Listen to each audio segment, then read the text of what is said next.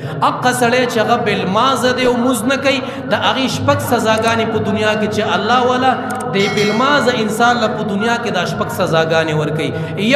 یو الله پاک د دې انسان د عمر نه خیر او برکت ختم کړي. عمر کې خیر او برکت نه د خیر او برکت دا معنی چېرته چاته خیر ونه رسېږي، خپل بچو ته خیر ونه رسېږي، بل مسلمان ته خیر ونه رسېږي. یو په زندګۍ په عمر کې برکت نه وي. دویم دا چې کم یو عمل کوي د عمل د الله په دربار کې منظور نه دی، په هغې باندې ثواب نه، په هغې باندې اجر نه.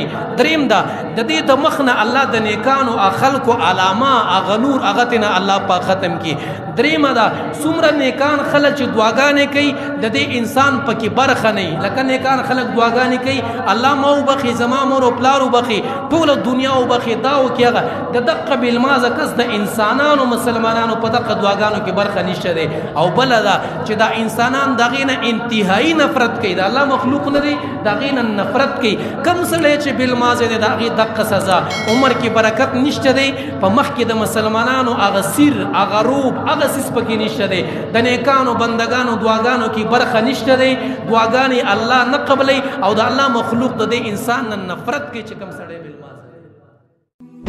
د مفتي خان آغا هاشمي صاحب د هر قسمه بیانونو ترلاسه کولو لپاره زموږ چینلونه درسره لایک او سبسکرایب کړئ.